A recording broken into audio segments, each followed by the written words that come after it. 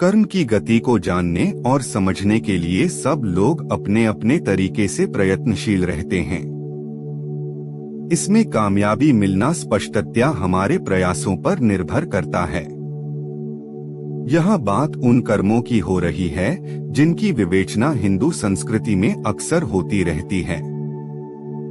यह बात संचित, क्रियमाण और प्रारब्ध तीनों श्रेणियों के कर्मों के बारे में हो रही है।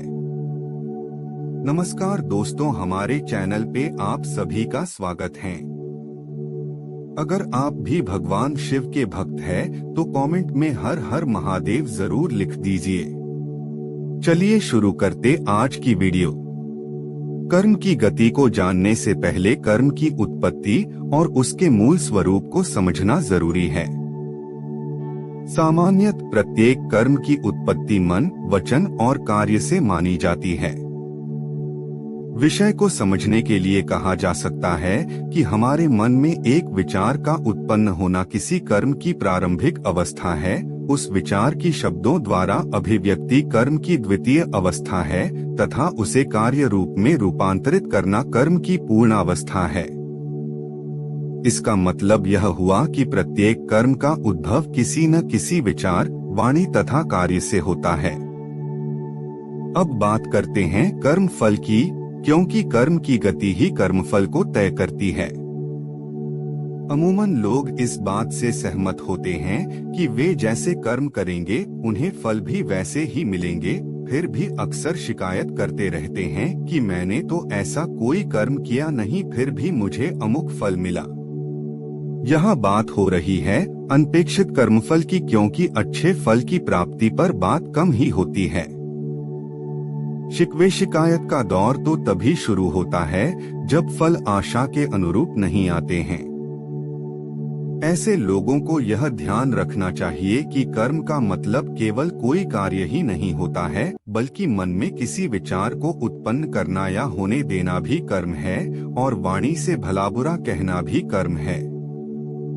अतः ईश्वरीय न्याय पर उंगली उठाने से पहले यह जानने का प्रयास करना चाहिए कि हमने मन, वचन और कर्म के स्तर पर क्या क्या किया है। किसी भी कर्म के फल को जानने की दिशा में यह प्रथम सोपान है। एक विवेकशील व्यक्ति जैसे ही ऐसा करेगा, उसे अपने कर्म की गति का भान होने में देर नहीं लगेगी।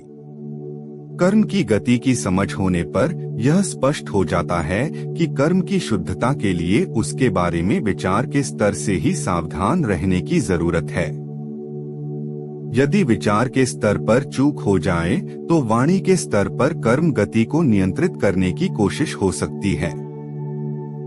कर्म गति को अपनी इच्छा के अनुरूप बनाने का अंतिम अवसर कार्य के स्तर पर होता है। यह समझने योग्य बात यह है कि हमारे ये नित कर्म ही हमारे भाग्य का निर्धारण करते रहते हैं। भाग्य कोई हवा से अवतरित कराकर हमारे ऊपर नहीं थोप दिया जाता है। इसे हम ही अपने कर्मों द्वारा बनाते बिगाड़ते रहते हैं। हाँ, भाग्य निर्धारण में पूर्वजन्म के कर्मों का भी अपना योगदान होता है, लेकिन उस पर ज्यादा चर्चा करने से कुछ खास हासिल होने वाला नहीं है, क्योंकि इस जन्म में अपने पूर्वजन्म के कर्मों के बारे में करने को हमारे पास पश्चाताप के अलावा कुछ और होता नहीं है। लेकिन यह जरूर याद रखना चाहिए कि यह जन्म ही अगले जन्म के लिए पूर्वजन्म का काम करेगा।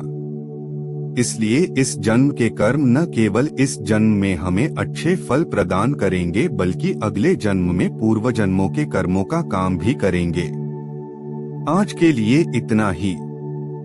अगर आपको हमारे वीडियो पसंद आते हैं तो वीडियो को लाइक और चैनल को सब्सक्राइब जरूर कर दें। मिलते हैं और एक नए इंफॉर्मेटिव वीडियो के साथ। और हाँ, वीडियो अंत तक